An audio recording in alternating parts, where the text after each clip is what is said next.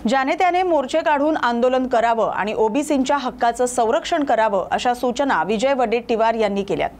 सारख्या राज्यात जिथे भाजपा शासित राज्य होती, मध्य प्रदेश, राजस्थान, अशी अनेक राज्य जिथे भारतीय जनता पक्षाची राजवट होती, तिथे कोविड काळामध्ये अनागोंदी अराजक माजली। ज्या गंगेच्या किनाऱ्यावर तुम्ही कुंभमेळा केला, आत्ता ती गंगा कोविडमधल्या बेवारस प्रेतांनी कशी वाहत होती हे जगानं पाहिलं। मिस्टर देवेंद्र फडणवीस ते फोटो जरा पहा आणि मग महाराष्ट्राच्या तेव्हाच्या मुख्यमंत्र्यांवरती अशा प्रकारचे आरोप स्वीकारा ना। तुम्ही स्वीकारत का नाही? भारतीय जनता पक्षाचा हा सगळ्यात मोठा प्रॉब्लेम लडाखमध्ये दंगल झाली, दुसऱ्यावर दोष।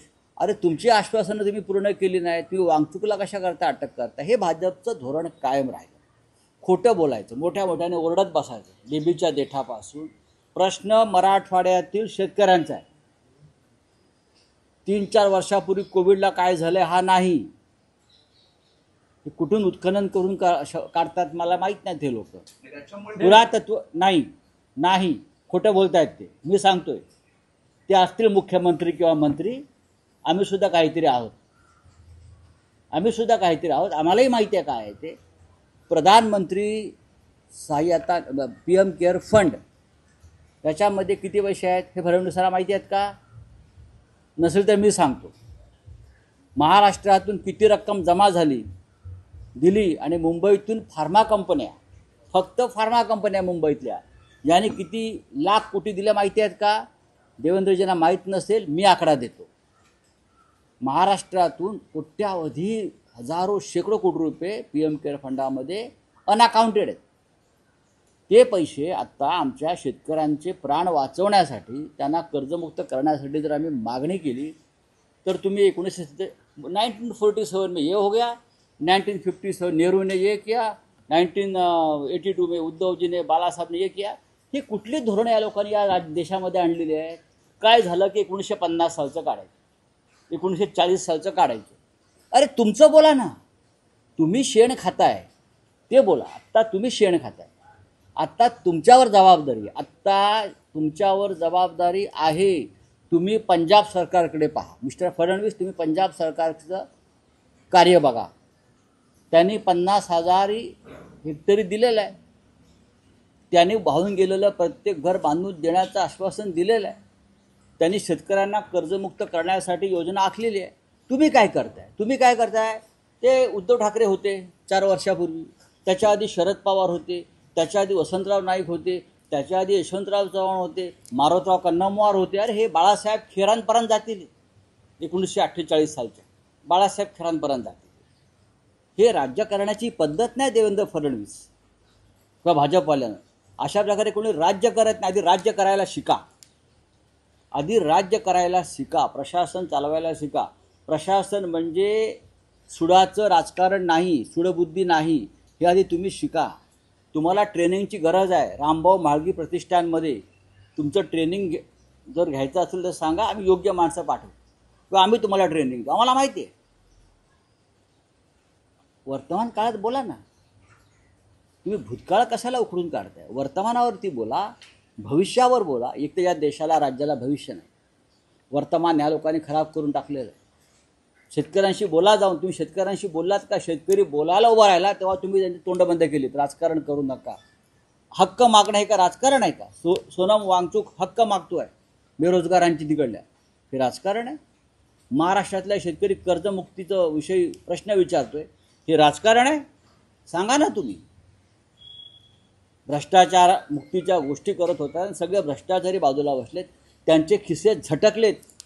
जे ईडीच्या भीतीने तुमच्या पक्षात आले आहेत ना, त्यांचे खिसे झटकलेत, तरी किमान 50,000 कोटी तिथेच पडतील कॅबिनेटमध्ये। चला बोला। साहेब, विषय हाच आहे की मुख्यमंत्र्यांनी पंतप्रधानांची भेट घेतली आहे, प्रधानमंत्र्यांनी पैसे द्यावेत, तासभर चर्चा झाली, त्यांनी 1 तास चर्चा करावी किंवा 1 मिनिट करावी। महाराष्ट्रातल्या शेतकऱ्यांची कर्जमुक्ती व्हावी, महाराष्ट्रातल्या शेतकऱ्यांना हेक्टरी 50,000 रुपये नुकसान भरपाई मिळावी, घरदारं वाहून गेलीत ती सरकारच्या मदतीने उभी राहावी, हीच आमची मागणी आहे। यात राजकारण कुठे आहे? कोणताही विरोधी पक्ष आणि स्वतः देवेंद्र फडणवीस यांनी विरोधी पक्ष नेते असताना अशा प्रकारच्या आपत्तीवर काय मागण्या केलेल्या आहेत हे त्यांनी स्वतः एकदा कानाला त्या टेप ऐकून लावून ऐकाव्या स्वतः, किंवा त्यांनी त्यांचे जे लोक जे बोलत आहेत त्यांना ऐकवाव्या. त्यांनी त्यांच्यासाठी जागा आम्ही मुकरर करतो, त्यांना आम्ही तो कार्यक्रम लावून देतो. ऐका तुम्ही काय मागत होता, तुम्ही काय सांगत होता, काय झालं की ते पंडित नेहरू, लालबहादूर शास्त्री, महात्मा गांधी. अरे तुम्ही 11 वर्ष काय भाद्रवत आहे का? 11 वर्ष तुम्ही भाद्रवत बसलाय? हां, प्रधानमंत्री मोदी आहेत ना, का आम्ही आहोत? तुम्हीच आहात ना. गृहमंत्री अमित शहाच आहेत ना तुमचे, जे उद्या परवा येत आहेत मुंबईमध्ये. कशाला येत आहेत? कशाला येत आहेत मुंबईमध्ये? मराठवाड्यात जा. राऊत साहेब, हाच विषय होता हा की विषय उद्धव नाही, ठाकरेंची विषय मी सांग पत्रकार आहे. परिषद हां, काय नेमका विषय आहे हा? मराठवाड्यातल्या ओला दुष्काळासंदर्भातला आहे, मुख्यमंत्र्यांनी बघा, केलेल्या विधानाबाबतीत हे आहे, अमित शहाच्या दौऱ्याबाबतीत आहे, काय नेमकी? आज 1 वाजता शिवसेना पक्षप्रमुख उद्धव ठाकरे हे पत्रकारांशी, मीडियाशी संवाद साधतील 1 वाजता शिवसेना भवनामध्ये. मला असं वाटतं आपण सगळ्यांनी त्यांच्याशी संवाद साधण्यासाठी महाराष्ट्रातल्या विषयावर आपण उपस्थित राहायला हवं. उद्या नरेंद्र मोदी येत आहेत, काहीतरी उद्घाटन आहे मेट्रोचं वगैरे. अमित शहा येत आहेत, त्यांचे काहीतरी असंच उपक्रम असेल. मराठवाड्यात कोण जाणार? मराठवाड्यातल्या शेतकऱ्यांच्या प्रतिनिधींशी कोण बोलणार? मराठवाड्यातल्या शेतकऱ्यांची कर्जमुक्तीची घोषणा मोदी किंवा अमित शहा करणार असेल तर आम्हाला सांगा, आम्ही त्यांच्या स्वागताला जाऊ. राऊत साहेब, राज्यात स्थानिक स्वराज्य संस्था आणि पर्यायानं महापालिका निवडणुकांचे परिघम वाजू लागले. काल दिल्लीत मुख्यमंत्री असं म्हणाले की मुंबईत आम्ही महायुती म्हणून लढू, पण ठाण्यामध्ये वाटत नाही की युती होऊ शकेल. असं दिसतंय की ठाण्यात शिंदेंचा पक्ष वेगळा आणि भाजप वेगळं असं एक राजकीय चित्र असू शकतं. अजित पवारांनी संकेत दिलेले आहेत की ते स्थानिक स्वराज्य संस्था स्वतःच्या ताकदीवर लढतील. बघा, हा त्यांच्या अनैसर्गिक युतीचा प्रश्न आहे. हा त्यांच्या अनैसर्गिक युतीचा अंतर्गत प्रश्न आहे. मुंबईत का लढायचं आहे त्यांना? मुंबईत त्यांना मुंबई गिळायची आहे, मराठी माणसामध्ये परत फूट पाडायची आहे. त्यासाठी तर आमचं चिन्ह आणि पक्ष त्यांना दिला. बाकी उद्देश काय त्यांचा? हे त्यांचा काय शिवसेनेवर किंवा शिंद्यांवरती फार प्रेमाचा झरा वाहतोय असं नाही आहे. त्यांना फक्त बाळासाहेब ठाकरेंच्या शिवसेनेला संपवायचं आहे आणि एकनाथ शिंदे ते त्या संदर्भातलं हत्यार आहे. शरद पवारांचं अस्तित्व संपवायचं आहे, अजित पवार हे त्यांचं हत्यार आहे. लक्षात घ्या, त्यांना काय फार मोठी मुंबईची, महाराष्ट्राची, मराठी माणसाची काळजी अशातला भाग नाही आहे. त्यांच्यामुळे ते काय करतायत, ते शिंदेंच्या पक्षाच्या तोंडावर किती तुकडे फेकतायत हे पाहावं लागेल. एकनाथ शिंदे यांना 100 जागाही मिळणार नाही. मूळ शिवसेना जी होती, आम्ही मूळ शिवसेना, आम्ही ठरवायचो कोणाला किती जागा द्यायच्या. हे त्यांच्या दारामध्ये आश्रितासारखे उभे आहेत, आमच्याशी युती करा आणि आम्हाला जागा द्या. कारण त्यांचे नेते अमित शहा आणि नरेंद्र मोदी आहेत. शिंदेंचा पक्ष हा अमित शहांची बेनामी कंपनी आहे, बेनामी कंपनी आहे. त्याच्यामध्ये फार मोठं त्यांचं काय मन गुंतलं असतला भाग नाही. त्यांना काही मिळणार नाही. 5-25 जागा तोंडावर फेकल्या जातील आणि म्हणतील की तुम्ही मराठी माणसाची मतं फोडा, मराठी माणसामध्ये फूट पडा. ही सुपारी आहे. हे सुपारीबाज लोक आहेत सगळे. सुपाऱ्या देतात, सुपाऱ्या घेतात आणि त्याच्यामध्ये महाराष्ट्राचं नुकसान करतात. 2017ला ज्या 84 जागा निवडून आल्या होत्या आणि त्यांनी साथ दिली होती, 93 जागांवरती एकनाथ शिंदे मुंबईत प्रमुख दावा करतात. भाजप देईल या प्रमुख 93 जागा. मी कसं काय बोलणार? मला त्याच्याविषयी काहीच सांगता येणार नाही. भाजपच्या मनात काय. 2014 साली ज्या भारतीय जनता पक्षानं 25 वर्षाची मूळ शिवसेनेबरोबरची युती तोडली, हिंदुहृदय सम्राट बाळासाहेब ठाकरेंच्या पक्षाबरोबर 2014ला ज्या पद्धतीनं युती तोडली, त्याच्यामुळे भाजपवरती विश्वास ठेवणं कठीण आहे. भाजप हा आता स्वतःचाही राहिलेला नाही, तो त्यातल्या 1-2 गटाच्या लोकांचा आहे. ते गट ठरवतात.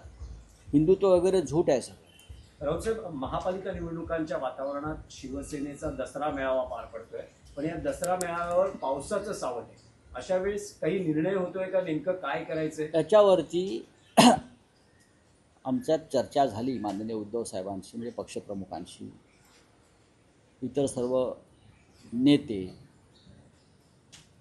काही पर्यायी जागासुद्धा विचार झाला पावसात काय करायचं. पण माननीय उद्धव ठाकरे यांच्यासह सगळ्यांचं आतापर्यंतचं मत असं आहे, भले पाऊस येईल आणि जाईल, पण शिवतीर्थावरच्या दसरा मेळाव्याची परंपरा मोडायची नाही. शिवतीर्थावरच्या दसरा मेळाव्याची परंपरा मोडायची नाही. मराठवाड्यातला शेतकरी हा गेले अनेक दिवस चिखलातच आहे. मराठवाड्यातला शेतकरी गेले अनेक दिवस 4, 5, 6 दिवस झाले हा चिखलपाणा शेतात आहे. दसरा मेळावा 2, 3, 4 तासासाठी आम्ही जमू आणि हा मेळावा करू, याच्यावरती पक्षामध्ये एकमत आहे. म्हणजे दसरा मेळावा कितीही पाऊस असो, कितीही मैदानात शिवतीर्थावर दसरा मेळावा शिवतीर्थावरच होणार, हे आजच्या क्षणापर्यंतचं भूमिका आमची स्पष्ट आहे. बोलू साहेब, आणखी एक राष्ट्रीय राजकारणातला विषय, भले तुम्ही म्हणाल की हा आमच्याशी विषय येत नाही, पण देवेंद्र फडणवीसांचं म्हणणं आहे की भाजपच्या राष्ट्रीय अध्यक्षपदाच्या शर्यतीत मी नाही, 2029 पर्यंत मी महाराष्ट्राच्याच राजकारणात आहे. नाही, चांगली गोष्ट आहे. 2029 नंतर त्यांच्या नशिबात राष्ट्रीय राजकारणात काय वाढून ठेवलं माहीत नाही, कारण 2029 नंतर केंद्रामध्ये राहुल गांधींचं सरकार येतं. खरं म्हणजे ते ह्या वेळेलाच आलं असतं, पण व्होट चोरीचं जे प्रकरण सातत्यानं बाहेर पडत आहे, त्याच्यामुळे लोकसभेच्या 50 ते 55 जागा आणि इतर काही जागी या लोकांनी कशी मतचोरी करून मोदींचं सरकार आणलं. आताही त्यांना बहुमत नाहीच आहे आणि 2029 पर्यंत मोदीचं सरकार राहण्याची शक्यता मला कमी दिसते. हे मी जबाबदारीनं बोलतो. त्याच्यामुळे 2029 नंतर सुद्धा बहुतेक त्यांना महाराष्ट्रातच राहावं लागेल आणि विरोधी पक्षनेता म्हणून राहावं लागेल.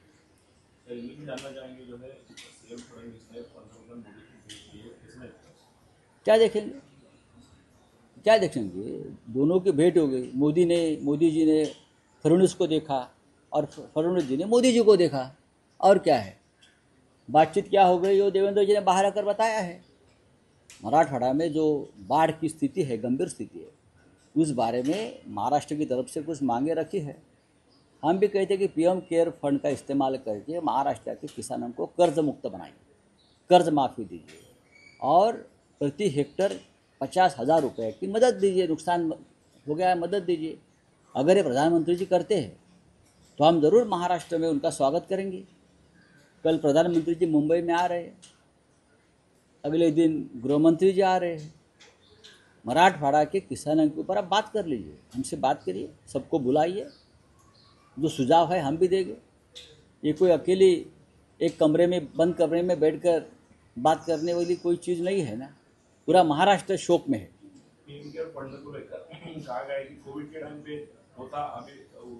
अरे छोड़ो, कोविड के टाइम पे मोदी जी ने किसको पीएम केयर फंड नहीं दिया है. महाराष्ट्र से फार्मासिटी कंपनी के लोगों ने कितना पैसा दिया हमको मालूम है. कोविड के बाद, अब कोविड ख़त्म हो गया ना, अब बार बार क्यों कोविड का बात, कोरोना की बात कर, आज की बात करो. आज महाराष्ट्र के किसानों को ज़रूरत है, आप दीजिए. आपके पास पैसा पड़ा है, आप दीजिए, इस्तेमाल कीजिए, आपको दुआ मिलेगी किसानों के परिवारों की. Thank you. दसरा मेला होने वाला है शिवसेना का, इस दसरा मेला में दोनों ठाकरे बंधु एक साथ देखने को मिलेंगे. वो आप दसरा के दिन आइए शिवतीर्थ के ऊपर शिवाजी पार्क पे और देख लीजिए क्या होता है. चलिए, थैंक यू.